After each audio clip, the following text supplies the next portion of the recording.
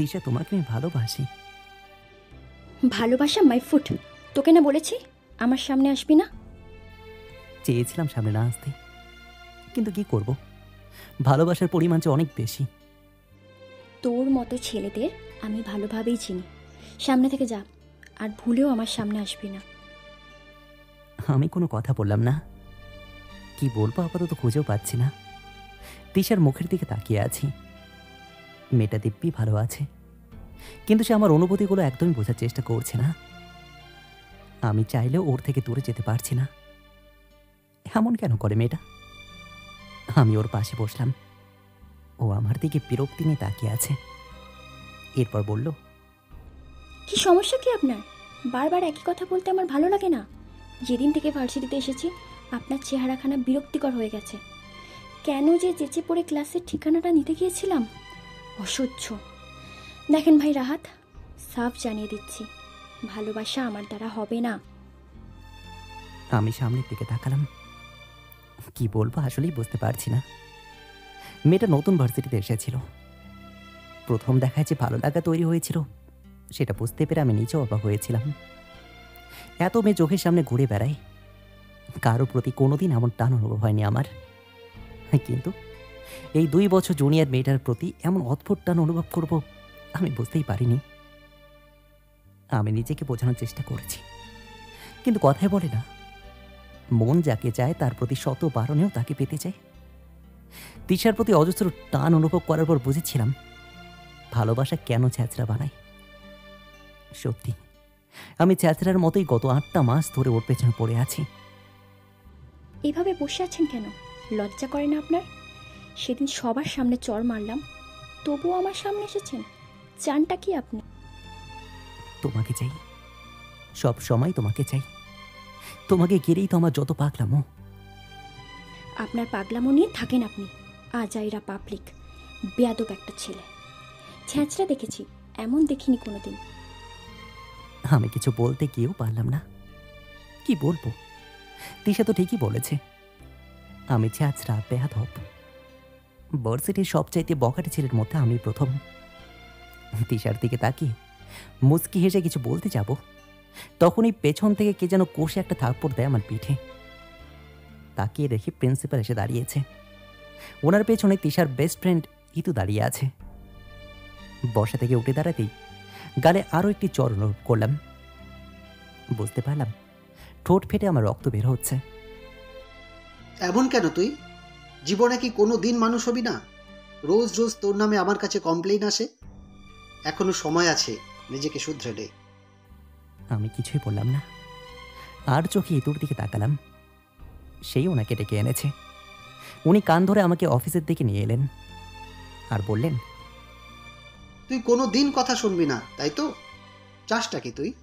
বেয়াদব ছেলে, তোর জন্য আমার মান সম্মান সব শেষ।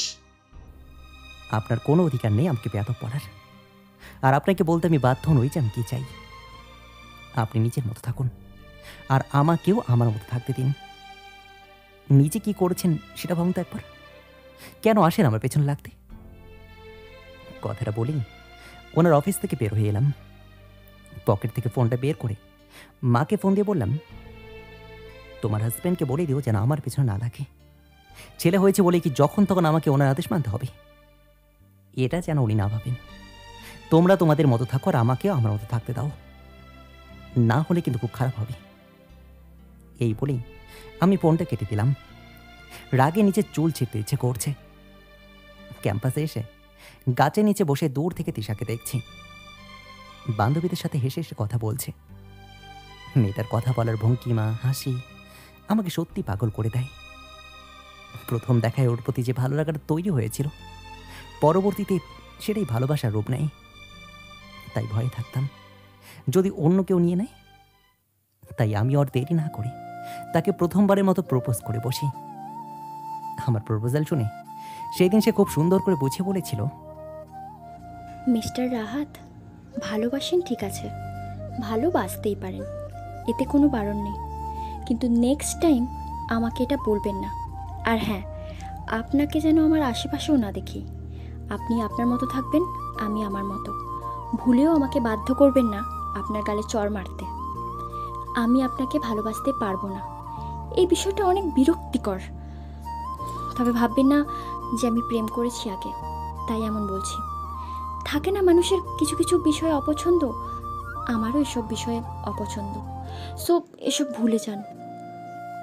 কিন্তু কে শোনে কার কথা? ভালোবাসা তো কোনো বারণ শোনে না। যতক্ষণ না মনের আকুতিগুলো পুরো শেষ না হয়, ততক্ষণ অবধি বারণগুলো যেন ভালোবাসার আহ্বান হয়। আমি পরের দিন থেকেই জ্বালাতে শুরু করি, কিন্তু বদলে প্রতিদিন অপমান আর চড় পেয়ে এসেছি। কেন জানি না, এসব এখন ভালোই লাগে। আমি বসা থেকে উঠে দাঁড়ালাম। বন্ধুরা একে একে এসে হাজির হলো। আবির বলল, শালা, প্রেম করার আর মেয়ে পেলি না? নে সিগারেট খা। প্রেম করবি তাহার সনে যে তোর পানে পথ চেয়ে বসে থাকে। আমি আবিরের থেকে সিগারেট নিলাম।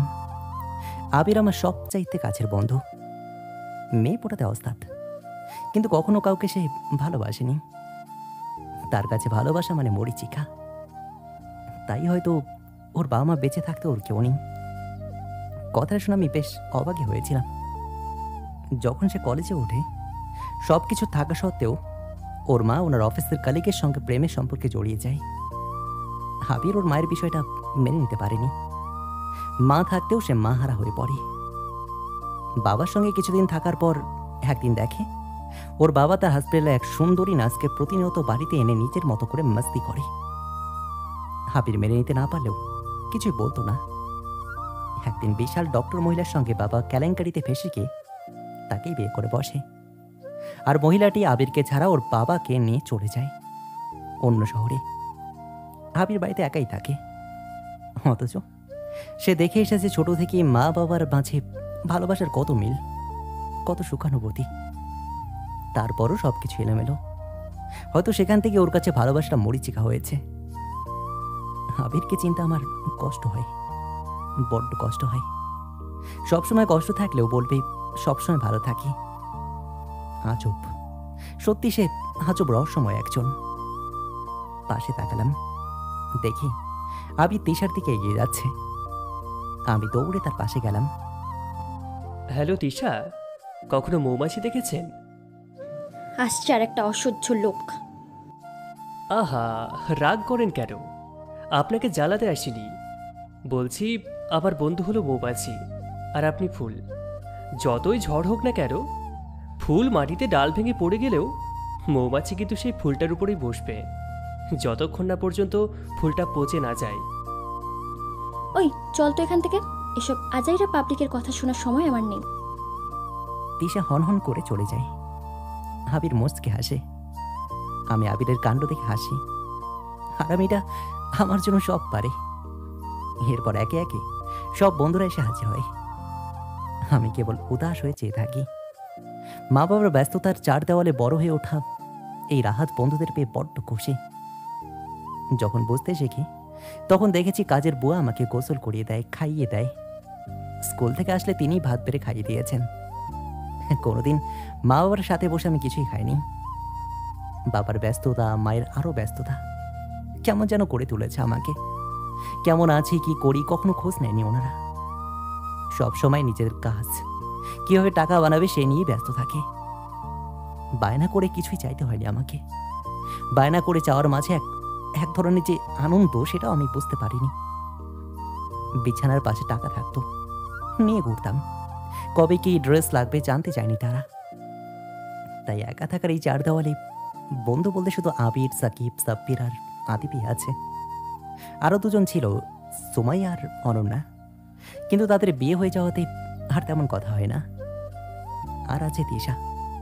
না না, তিশা তো আমাকে পাত্তাই দেয় না, ও আপন না।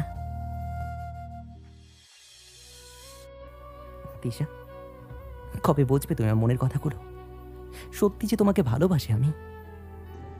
ওই তো দেখ, ছেঁচড়াটা আবার আসছে। কত করে বোঝাবো আপনাকে যে আপনাকে আমার পছন্দ না? গুছিয়ে তো নিতে পারো। প্রমিস করছি কখনো ছেড়ে যাব না। তোর প্রমিস আর গুছিয়ে নেওয়ার আমি নিকুচি করি। দূর হ আমার সামনে থেকে। Hate you, just hate you. দুদিন পর ভালোবাসা চলে যাবে। ভালোবাসা কখনো ছেড়ে চলে যায় না তিশা। এটা গভীর হয়, তিক্ততা আসে তবু হারায় না। ভালোবাসি তোমাকে, বুঝবে কবে তুমি? দেখ ভাই রাহাত, তোকে আমি বুঝতে চাই না, সামনে থেকে যা। আমি কিছুই বললাম না। তিশার হাতটা শক্ত করে ধরলাম। জানি না কি হলো, সাহস কোথার থেকে আসলো। এমন কাজ করব ভাবতেও পারছি না। সাথে সাথেই তিশা আমার বাম গালে কষে একটা চড় দেয়। ভার্সিটির সবাই আমার দিকে তাকিয়ে আছে। চিৎকার করে ঝটকা মেরে হাতটা ছাড়িয়ে নেয় তিশা আর বলে, তোর সাহস কি করে হয় আমার হাত ধরার? বের হয়ে যা সামনে থেকে। তোর লাজ লজ্জা কিছু নেই? কুকুরের মতো খাবারের জন্য পড়ে আছিস। এরপর যদি আমার সামনে আসিস তো আমি নিজেই নিজেকে মেরে ফেলবো, আই প্রমিস। আমি কিছুই বললাম না। চোখ তুলে আশেপাশে তাকালাম। সবাই আমার দিকে তাকিয়ে মুচকে হাসছে। তিশা চলে যেতে থাকে। পিছন ঘুরতেই দেখি বন্ধ করে দৌড়ে আসছে। তাড়াতাড়ি করে আমি চোখের জলটা মুছে নিলাম। হাসি হাসি মুখে ওরা কাছে আসতেই বললাম, দোস্ত তোরা থাক, আমাকে এখন একটু বাড়ি যেতে হবে, দরকারি কাজ আছে। আর দাঁড়াইনি, ভার্সিটি থেকে সোজা হন হন করে হেঁটে চলে আসি। সিমটাও ভেঙে ফেললাম। ব্যাগ গুছিয়ে চলে আসি শহর ছেড়ে অনেক দূর, দাদু বাড়িতে।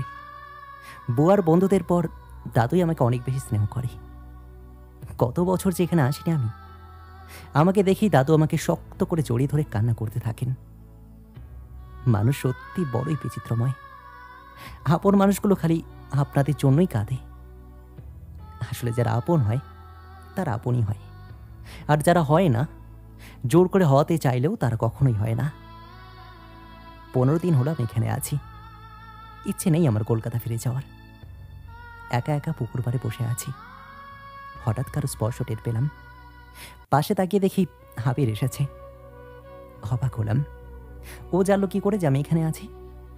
কিছু বোঝার আগেই সে পাশে বসলো।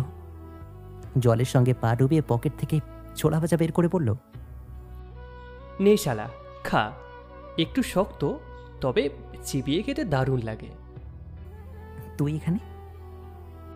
কেন, টিশার আসার কথা ছিল বুঝি? না মানে, তুই একটা হারামি, তিশার জন্য চলে এসেছিস। বুঝলাম ভালোবাসিস, তবু আমাদের ভালোবাসা দেখলি না। আচ্ছা যা, মাফ করে দিলাম। তোর জন্য একটা গুড নিউজ আছে, ফোন অন থাকলে বুঝতেই। মানে? আরে তিশা তোকে খুঁজছে। গাজা টেনে এসেছিস? এই শোন, আবির কখনো গাঁজা খায় না। হ্যাঁ, যেটা বললাম এটাই সত্য। বন্ধুরা বসেছিলাম, সরাসরি সে এসে বলল, ভাইয়া রাহাত কোথায়? আরে আমরাও অবাক হয়েছিলাম, হুট করেই ভাবলিটা তোকে খুঁজছে বলে। কিন্তু যখন বললাম জানি না, তখন ওর চোখে মুখে একটা খারাপের আভা টের পেলাম। হয়তো ভেবেছি আমি মরে গেছি। মানবতার খাতিরেই হয়তো এমন মন খারাপ করছে। যাস শালা, এমনটা না, চল ফিরে চল। না, যাব না। আচ্ছা থাক তাহলে, জোর করবো না। যে আসার সে একবারই আসে, জোর করার কিছুই নেই। ভালোবাসা থাকলে জোর করে যায় রে গাধা। ভালোবাসা থাকলে মন খারাপও হয় রে গাধা।